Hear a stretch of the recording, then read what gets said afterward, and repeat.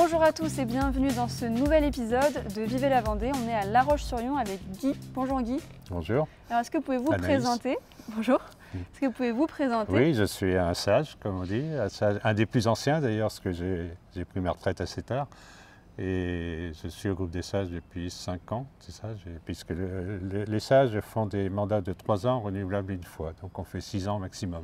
D'accord, vous étiez un ancien architecte? Je suis un ancien architecte. Et l'idée c'est de travailler sur quelle thématique ici, avec d'autres sages aussi de la ville? Oui, c'est-à-dire que chaque année, il y a un certain nombre de thématiques qui nous sont proposées, sur lesquelles les personnes, que les personnes choisissent et s'engagent. Donc il en reste en général 4 ou 5 qui sont sélectionnés. Donc c'est très différent, ça peut être dans le social, dans le patrimoine, dans l'attraction de la ville, dans les festivités, les événements, le sport, l'intergénérationnel, c'est souvent les thèmes abordés. Cette année, les 4 thèmes retenus, il y a un groupe qui travaille sur la nouvelle galerie d'art de la Maison de la Renaissance et sur la recherche de développer son animation. Un autre groupe qui travaille sur l'attraction, les actions dans le centre-ville et notamment le problème des commerces. Et ils ont sorti un questionnaire qui a eu beaucoup de réponses sur un certain nombre de questions sur l'attraction de la ville, le commerce prenant une grande partie du problème, mais pas que. Un troisième sur les supports numériques, fracture numérique un petit peu, qui est quand même un problème important, notamment pour les anciens. Et puis nous-mêmes, on travaille sur le patrimoine du centre-ville. D'accord, donc ça fait beaucoup de thèmes. Voilà, c'est 4 thèmes, on est environ, les sages sont environ 35, donc ils se répartissent sur ces 4 groupes.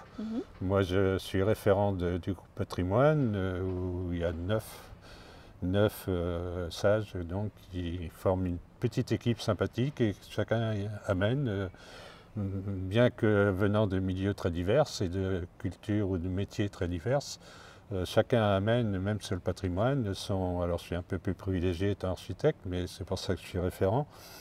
Mais ça a très bien marché et on est en train de finaliser, vous l'avez vu ce matin, notre présentation que l'on présente en plénière, ça s'appelle, de fin de mandat le 20 juin, où il y aura monsieur le maire et puis quelques élus, dont l'adjoint à la culture notamment, monsieur Maximilien Schnell, qui nous écouteront et en espérant que notre travail soit bien perçu et soit utilisé immédiatement ou à moyen terme pour faire évoluer la ville de La Roche-sur-Yon.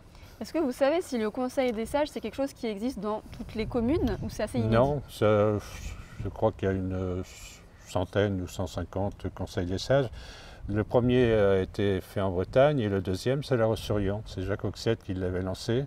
Et le siège d'ailleurs de la Fédération des sages est à La Roche-sur-Yon d'ailleurs depuis.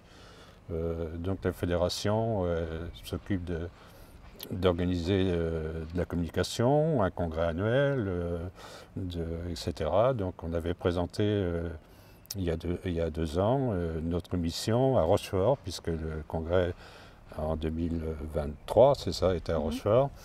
Et voilà, chaque ville présente un thème à ses réunions. Moi, ça m'est venu l'idée parce qu'effectivement, j'avais envie de m'investir et je pensais que c'était intéressant de pouvoir amener une pierre à l'édifice, des réflexions en cours sur les projets de la mairie. Donc, bien sûr, nous sommes là que pour apporter un avis, mais j'ai eu l'occasion de faire donc 3 années. Donc là, je renouvelle encore pour 3 ans. Et c'est vrai que j'ai eu la chance de travailler dans un groupe très, très sympathique. Nous avons travaillé sur la vallée de Lyon, vraiment un travail extraordinaire. Là, cette année, c'est vrai que le patrimoine, c'est aussi intéressant et ça nous oblige aussi à approfondir et même à découvrir des sites que nous ne connaissions pas, enfin que moi, personnellement, je ne connaissais pas. Et quel est votre poids par rapport à d'autres élus? Je me demande si vraiment on vous écoute, le maire vous écoute vraiment? Alors, c'est un de nos points je suis modéré sur la question, mais il est un fait qu'il y a des sages dans d'autres communes qui sont beaucoup plus en liaison, alors plutôt des communes plus petites souvent, sont beaucoup plus en liaison avec les élus et même participent à des réunions municipales. Nous, on déplore un petit peu que ça reste un peu dans les placards, quoi, comme on dit, voilà, en général, mais pas toujours. On vous écoute, mais de loin, sans De vraiment loin, oui, être dans l'action. un petit peu. Pour le moment, la mairie n'a pas encore accepté vos idées en 3 Non. ans, mais Non. vous avez espoir. Oui, je crois Et pourquoi ça coince du coup? Il y a d'autres priorités, c'est ça? Ben, ça coince tout simplement parce qu'il y a des lieux, il faut tout d'abord que la mairie puisse les acquérir, que ça se mette en place. Donc on sait que nos idées ne seront pas utilisées dans l'immédiat, mais qu'il faudra du temps, parce qu'il faut aussi, bon, nous on fait des propositions, mais c'est quand même des gros budgets, des gros travaux. Il faut quand même des personnes, des spécialistes, des architectes, etc. Et puis pour que ça se mette en place. Et donc, je pense que dans le plus moyen long terme, ça peut se mettre en place. En tant que citoyenne habitante de La Roche, je pense. Oui, oui. La ville, je veux dire, comment vous l'avez vue peut-être évoluer? Est-ce que vous trouvez que ça va vers le positif? Ah oui, c'est une ville qui a beaucoup évolué. Il y a beaucoup de choses de faites. Et on y contribue aussi, et puis par nos réflexions, puis en tant que citoyen tout court. Hein. D'ailleurs, il y a beaucoup d'animations de mise en place. Il suffit de se référer à tout ce qui a été fait ces week-ends derniers.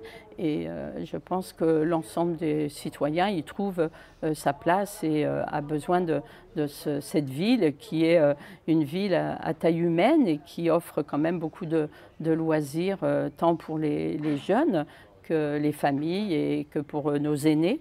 Hein, d'ailleurs, il y a des travaux, des ateliers qui se mettent en place où on peut apporter notre éclairage, nos réflexions. Donc je pense qu'il y a les réunions de quartier, etc.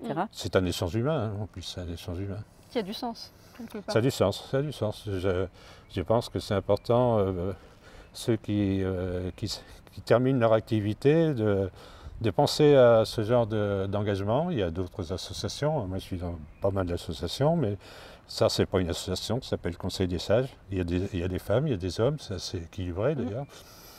Et de tous bords, si bien que c'est intéressant de brasser des points de vue très différents suivant les métiers qu'ont exercé les personnes. Et il faut être à la retraite ou pas? C'est ça que je me... Il faut être à la retraite, il faut avoir plus de 55 ans et à la retraite.